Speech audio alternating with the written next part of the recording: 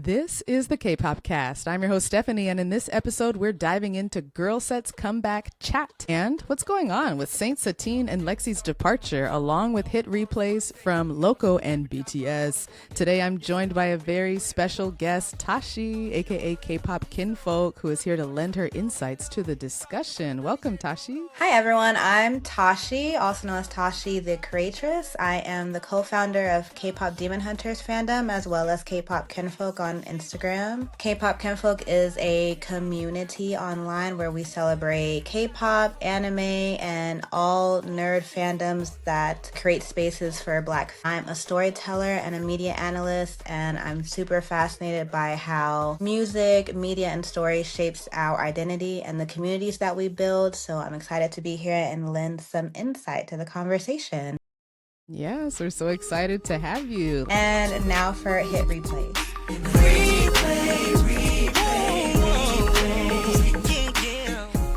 And I'm Tashi. And hit replays are K-pop song recommendations for the week. So, special guest Tashi, please kick us off. What is the hit replay you want to share with our audience? My hit replay is Hip Hop Phile by BTS.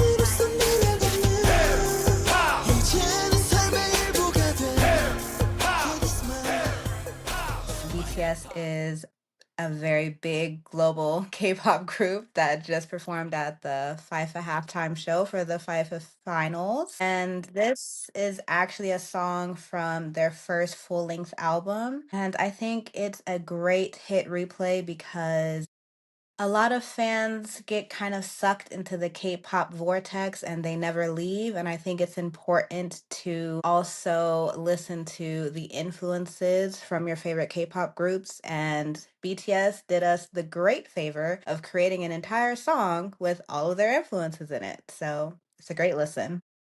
Ooh, thank you for sharing this deep cut. I think there's probably a lot of BTS fans even who don't know about this one. Yeah, thank you. And what a time to be alive that BTS is performing at the halftime show for the FIFA World Cup, like maybe the most watched TV event in the world globally. Yeah, I had no idea it was such a Wow. big thing. Yeah. It's so big. And I was like, oh, wow, okay. Well, then, we've really made it.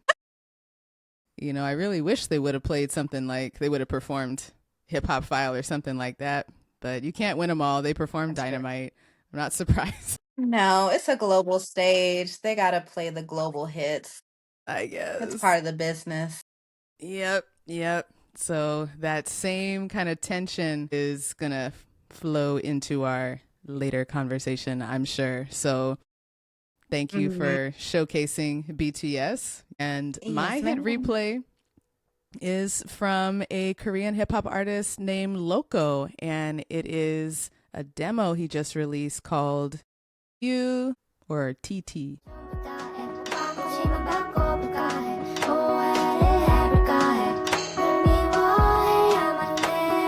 침이 계속 튀기면서 난 바래지고 있어 벽이 보이는 창문이 새파래지고 있어 소용돌이 내 가슴이 돌아 내 발음이 재미없어 똑같은 길 너도 말했잖아 내가 왜 다른지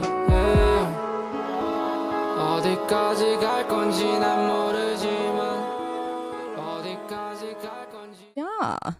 Cool. And so I've never heard of him. Yeah, never heard of Loco? Well, let me tell you. I'm so glad you asked. So Loco is he's a big deal in Korean hip hop scene. He was actually the very first winner of Show Me the Money, season 1, 2012. So the show that kind of took Korean hip hop from the underground and made it a mainstream popular entertainment form. Loco was the first one to be highlighted. Like all the 2012, that's 14 years ago. So he's been in the game a long time. A He long has done, time. yeah, Getting us prepared for the fall. indeed, it's an early fall choice. All right. So we're about to kick it up a notch here with transitioning to our hot issue of the week. It is none other than Lexie leaving Saint Satine, leaving a Hyben Geffen project for the second time. So what's up with her? So the background is for those of you who don't know, Saint Satine, formerly known as Prelude, is a group to come out of the Hyben Geffen label collaboration survival competition show Dream Academy. This Dream Academy famously birthed KATSEYE, one of the most successful viral phenomenons we've seen come out of the K-pop model. Honestly, like they're really treading new ground, doing some interesting stuff. And Saint Satine is a, well, now 3, formerly 4-member group. It's like, well, got to make that update. 4 members, different ethnicities, different looks, different backgrounds, really embodying a continuation of the global girl group model that KATSEYE started. They were all on the same show together, competing, and Lexie is a really interesting case in that she is from Sweden, so she's European. You know, she has had some issues, like from the beginning, from like back in the Dream Academy days. She's experienced some issues, struggles to meld with or get with the program, with how Hyben Geffen want to run things. Get with the program. And I use that phrase. That is very accurate. Right. K-pop is a program. Yeah, exactly. You want to speak more on that? It's definitely, I think even now I'm seeing it more clearly because I recently went to an Ed Sheeran concert, and I used to be a really huge Ed Sheeran fan, and then I got kind of sucked into BTS, and from going from K-pop back into more of like not traditional music, but just not K-pop. Yeah, you can Western kind pop. of you can kind of see how K-pop is a program, a spectacle. It's very much engineered. Like everything is engineered. And I think a lot of fans don't like that. Especially, I know because I'm a part of like the BTS ARMY fandom, especially ARMY do not like to hear this, but no. K-pop is a program. They are given roles to play in the group. Yes. They might bring some of their selves into it to make it feel more authentic and to make different roles feel like more authentic so you can connect to them better. But they are given roles. They are given a concept as a group that they stick to. It's a marketing engine. Like that is what K-pop is. It is a program. And for the most some part, might say that it's a product. It's a business model. It is. It's highly capitalist. Yes. K-pop groups are products that the business is selling. I argue that like every week on this show. Is there something wrong with that? Is the question that we K-pop fans have to contend with, because to your point, we get a lot of harsh criticism, some of it kind of erring on the xenophobic side. Yeah. Like, oh, well, the Asians, the Koreans are, they're just robotic. They only care about money. They don't have soul. And it's like, no, whoa. Hold on. Like, not necessarily. And yeah, the critique is valid. And so where it comes back to Lexie, exactly. Yeah, you're speaking to a really good point. I'm seeing some, not as bad as what folks are saying about Manon, but some negative criticism about like, Lexie, wow, you've walked away twice now. You knew what you were getting into. You wasted all of our time. You wasted the group's time. You wasted the fans' time. I'm just saying. I'm just saying. Exactly. Right. And so that attitude with which you're delivering that is right in line with some of the other positive reviews that we're hearing. Like even in our Slack channel, some folks are saying that Lexie's like a real one for this. Yeah. She's like unbothered. She did what's best for her and her values. She walked away, and you know what? I wish I could be like that. Music. It's really just like it's tunes to sell merchandise. Yeah, as our executive Those producer girls can host. sing. Yeah, they can so sing. Oh my gosh. Yeah, I was going to say that as our host emeritus, DJ Peter Lowe, describes KATSEYE, he says their music is skibbity toilet, digital native content for Gen Alpha, that it's just like slop. It's slop, it's nonsense. But Peter loves it. Peter's like, this is the play to world domination, like to go to capture the youth who like don't care about anything. So Professor Bongsan is an elementary school arts and humanities Really? teacher as well. Yes. And she says that her kids, her K through 5 kids love KATSEYE. So if that's what they're going for, That's they got dangerous. that. It's very dangerous. Yo. But they love KATSEYE. I can confirm. Yeah, sometimes I go into elementary classrooms and I teach dance, and I bring KATSEYE into the playlist, and they know it. They already know it. Some of them learn from their older siblings. Yeah. But they know Gnarly. They know, Pinky Up. I'm like, wow. Okay. They do not know GIRLSET as much. And maybe that's okay. I think it's time for us to, we've been hinting at it. But let's get on into our Debak or Not review. We have a live example here. GIRLSET just came out with a comeback called Chat. And I think it really ties in to what we've been talking about. For those who don't know GIRLSET, they are a 4-member girl group out of JYP, Global Girl Group, formed through the A2K, America to Korea competition, which is a joint project between JYP and Republic Records. So you're already seeing a mirroring or repeat of what HYBE has done, HYBE and Geffen. JYP is throwing their hat in the ring with their own global girl group. They've released 2 really popular singles, Little Miss and Tweak. And if you go back and review our review of Tweak, we were talking about what sets GIRLSET apart from KATSEYE. KATSEYE being gnarly, skibbity toilet, digital native. Yeah. GIRLSET, however, went in the R&B direction a little bit. They covered a beloved Black R&B sample, SWV Week.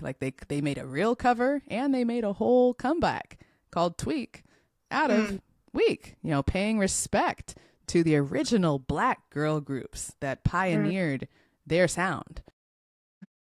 While, so the comparison back then between KATSEYE and GIRLSET was quite stark. They're going in very different directions. Yeah. But now with Chat, we might be seeing something different or a convergence. And so we have the YouTube video here that we're going to react to, and we're going to see what direction they're going with this comeback. So I'm going to pull it up here, the GIRLSET Chat music video. And if you want to react along with us, you go ahead and pull up the YouTube link on your side, and I'm going to do a countdown of 3, 2, 1, play, and you press play when I say it. 3, 2, 1, play. Okay. Oh, wow. It looks just like a video game. And there's chat. Okay. Is the whole video going to be like this?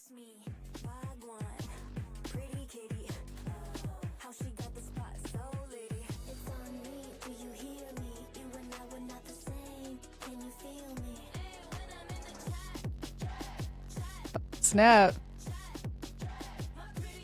What kind of beat is this? This comes some kind of club beat.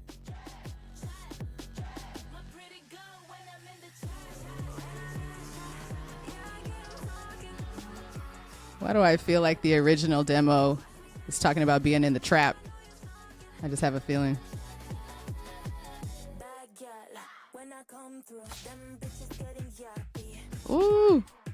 They said bitches. Where's the Jamaican accent coming from?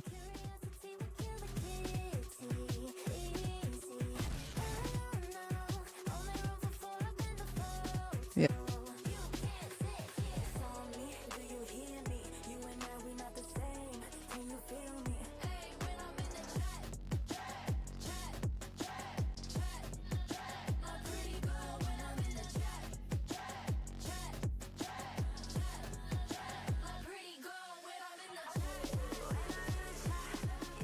I can't help but start dancing, actually.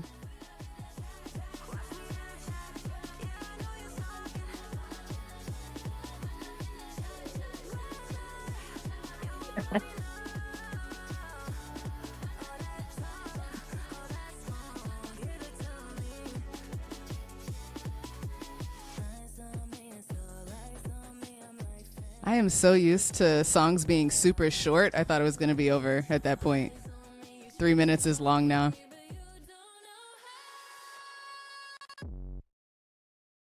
Oh.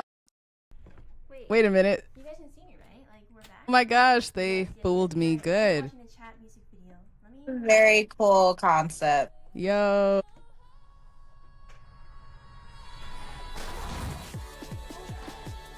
It's great. They totally got me with that. I was gonna go press play again. Is it buffering on purpose? Yo.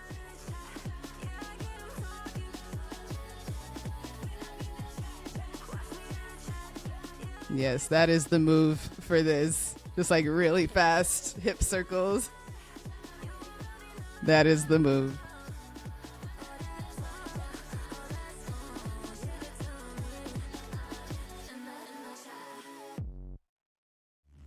Wow. And then a drone flies away, the drone that was recording them. What? Wow. Tashi, seems like you were stunned and speechless. How are you feeling? I'm feeling like KATSEYE 2.0. Similar to KATSEYE, huh? I feel that. Very cool. I feel that. In what way do you think? I like the concept. The concept of the music video was very interesting. I like the idea of kind of honing into that like live stream gaming culture. Yeah. It's very prevalent nowadays. So that's very current. Totally. It's like little cutesy bop dance music, you know? Mm-hmm. Nothing too serious. Yeah, definitely not too serious. Yeah, I mean, it just came out a few days ago, so we have yet to see if it's going to have like staying power or really like take off. But I do think that it's a really smart strategy, a smart promotional strategy to capture similar audience to KATSEYE. Yeah. Some of the American youth who are always streaming or watching streamers. Yes. Streaming is very prevalent now, so it's definitely a good concept. Yeah. I read somewhere that, you know, take this with a grain of salt, but someone made the generalization that where millennials make their decisions after consulting websites that have reviews, like Reddit, Amazon, Yelp, like millennials are like, let me see the reviews of all these random people. Gen Z and Gen Alpha, they won't check reviews, but they will listen to their streamers, their influencers online. Like they will trust the opinion of like what to buy or what to do based on what these people say. I have absolutely seen that. And I was talking to a friend of mine the other day. I was just like, in this era, the more confidently you say something online, the more people are going to believe you. Whether you have credentials, whether they ain't gonna do no research. Oh, no. If you say it with enough confidence, like, no, this is what it is, this is how it is, this is what you should be doing, they're just going to listen to you. Wow. And that is terrifying. Right. It's a little terrifying because it's like, you should probably do some research. You should probably do more research. Little bit. A little bit, I don't know. This Yeah. random And person on the now, internet, don't know.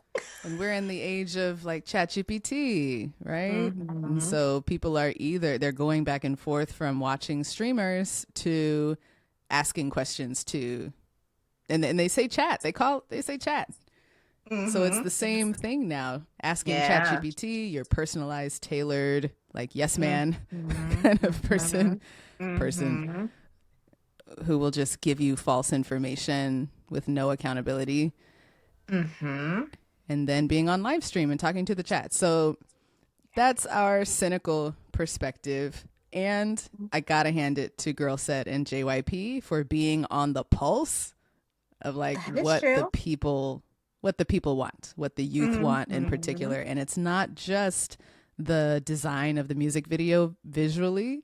Mm-hmm. They're the way that they are describing their in-person promotions is also using video game language. So they did a Mm-hmm. flash mob, Santa Monica Pier, Los Angeles, really famous Yeah. location. Uh-huh. There was a flash mob for this song.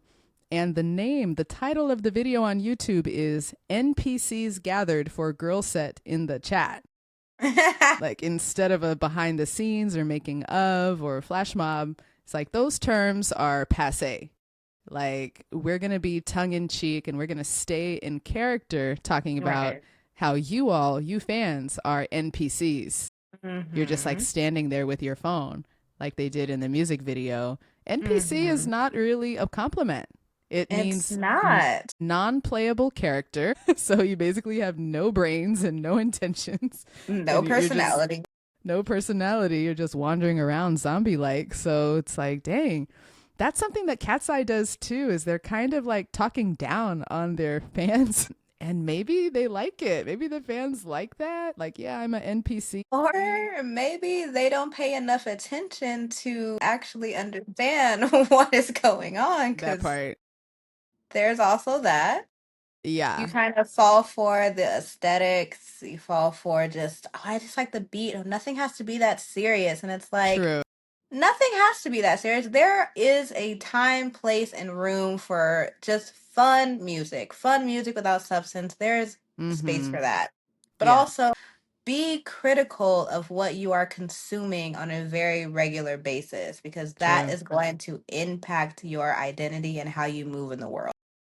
Thank you for that reminder. Appreciate that. I know y'all don't want to hear this. Y'all don't want to hear this, but Tashi is speaking truth here. And so bringing it back to the music itself or the aesthetics, so we can like dive deeper into that. Chat was actually written and produced by the Stereotypes. Like when I saw that name, I was like, Alright. what? The Stereotypes are a hugely popular production and songwriting team responsible for many of the top global hits from Bruno Mars, including 24 Karat Magic, Finesse, That's What I Like. For those of you who are old school K-pop fans, they made Red Velvet Bad Boy. It's like, whoa. Yeah, they made a lot of the songs that Far East Movement came out with, Damaged by Danity Kane. So just really popular, catchy earworms that stay with you. It's a fun bop. They know how to make a fun bop. Is then the choreography. I almost couldn't get a good look at it, so I had to go look at the performance versions or the live versions. But the choreo is fun. I think sometimes with K-pop, I am disappointed, especially these days, by how the choreo is very like TikTokified. They're doing too much, like too many movements to where their body can't catch up with the beat, and I'm losing track. I'm losing interest. Mm-hmm. And the movements don't match the style of the music a lot of the time. Mm-hmm. From what I could see of this one, the choreo matched pretty well with the vibe of the music. And so I looked at who did the choreography. Her name's Sienna Lalau. She's responsible for... He loves Sienna We over love here. Sienna, We right? love Yeah. her. Why do we love Sienna? Listen, she is the girl behind the best Hey. choreos of BTS now. Let me tell you. Oh my God. If you've never seen On by BTS, Yeah. That is insane choreo that she was able to create for them. She's done so much for them. She's so talented. And I remember, I think when she did On, she was like really young. Yeah. So it was like a really big thing. And we Look love at her seeing now. over here. We love We seeing sure over here. do. And one of my favorite choreographies from BTS, Black Swan, is also her work. Yes. Oh my Black gosh. Swan is Right? incredible. Beautiful. Oh, Yeah, it's so good. I know. Yes, Sienna, if you're watching this, like, we are big fans. Please say Love hi. you, girl. Would love to chat with you. Sienna has also choreographed like big group stages for J-Lo, Sierra, Rihanna. So she's done big things. And so she joined the team for GIRLSET Chat, and I'm not surprised at all. Like, she came up with some moves that feel really satisfying as a viewer, and for dancing to it yourself. So, like, great job. Yeah, and so moving on to the lyrics or the message, I don't really think we have much of a deep message here. Checking out the lyrics, pipe down, the sitch getting sticky. If I left the chat, would you miss me? So this is very, like, it sounds like KATSEYE. It sounds like Tinashe's recent stuff also, where she's talking about too easy and, like, you know, F the haters. So that kind of bad girl or bad gal attitude is popular these days. And they're just like using that chat. How many times do they say the word chat in here? Oh my gosh. When I'm in the chat. Pretty good when I'm in the chat. That is the word that they say the most. Of course. And, like, what's with the bad gal wagwan? Like, dude, is that necessary? Because that's Jamaican. It is. And as far as I know, is anybody Jamaican up in this group? I don't think so. There is no one Jamaican. There is a Trinidadian. Okay, sure. So a little bit of Caribbean influence there. But when I was watching the video, she wasn't the one saying so. She wasn't the one putting on that little accent. See, and this is what I'm talking about. They love that in K-pop. They love a good wagwan. They love a good patois over there. I'm looking at you, XG Harvey, bad gal, the other one. They can't help themselves. It is fun to say, but, like, think twice. You don't have to say it. Oh no, they're not gonna think twice. They're gonna do it because it's fun. Just do it. It's marketable. Yeah, exactly.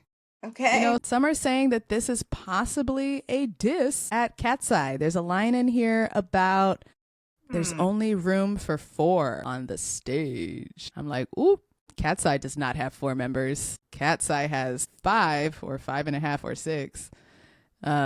So I don't know. Some people are saying it's a diss. I don't think that's a good move for them, to be honest. I don't think it's a diss. Yeah. I think people are just reading into it because it would be fun for the two global girl groups from JYP and HYBE to be beefing. It's just a fun storyline. Totally. A fun storyline. Yeah. We gonna let that one go. It's not an obvious diss. So overall, like, looking at, you know, GIRLSET, Chat, and, like, the direction they're going now, it's pretty different. It's not totally out of left field. No. It's a continuation of the Little Miss message. I think, like, don't mess with me. I'm going to be mean to you. That message. That's the vibe. Like, that's the vibe the girlies are going for. It's like, I'm not cute and sweet anymore. Yeah. That's like, I feel like that's always been the thing with K-pop girl groups. Like, the girl groups are the ones that have to be all cute and pretty and give lots of APO. And the boys get to be a little bit more rough and tumble and have some swag and stuff. So now more of the girl groups that are coming out are starting to have a little bit more of that kind of bad girl, I'm gonna do what I want kind of energy. Sure. Yeah. Yeah, I totally agree with you. And the only layer I would add is the fact that these are global girl groups. Mm-hmm. And so they are possibly held to different cultural gender standards. Like these are Western girls. And as you can see in this video and the last one, they're showing a lot of skin. They're being really sexy. I'm seeing like strings and possible thongs. And I'm like, whoa, you would not see this in such a like young debuting group in Korea. That would not be allowed. But because they're Western, they can be more sexy. I have mixed feelings about that.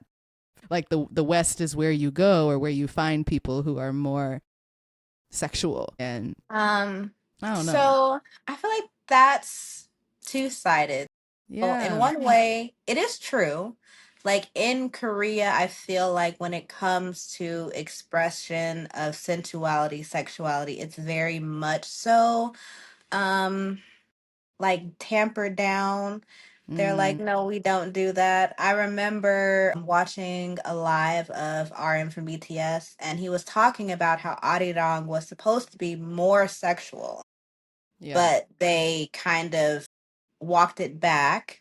And I'm Okay. assuming it's because, I mean, they're a representative of their country now. So they kind of feel like we want to do these things, but then we can't. And when you have a girl group that is very much so being pushed towards Western audiences are more free with their sexuality, with their sensuality. The thing that makes me not like it is that these girl groups are very much so working off of the blueprint of Black women. Like it's very, very clear from the attitudes, the word choices. It just seems like if you were to take the archetype of a Black woman that you see in Western pop culture and put it in ChatGPT, you get KATSEYE, you get GIRLSET, you Dang. get. That's so true. What are the cultural stereotypes that they are pulling from in order to express these qualities of attitude? Yeah. Like there's an existing archetype and they're pulling from, Black American culture. Wow. Very much so. So that's the part that makes me be like, this is what you think. So Yeah. Do we have any final, like all around ratings? We do something on the show called Daebak or Not, which is like, do you like it? Do you not? You adding it to the playlist? I'm gonna say not adding you're it not. to my playlist. Great. Great. Yes. We don't have to But have the same answer. I hope them success in what Yeah. they're doing. Wish them well. For sure. Wish them well. All right. So I think it's about time to wrap up here. Thank you so much, Tashi, for going out on a limb, trying something new, hopping on to the K-pop cast. I had such a fun time discussing all of this with you and would love to share with folks how they can follow you and your work online. Yes, absolutely. So follow me on K-pop Kinfolk on Instagram. Follow me on Tashi the Creatress on Instagram.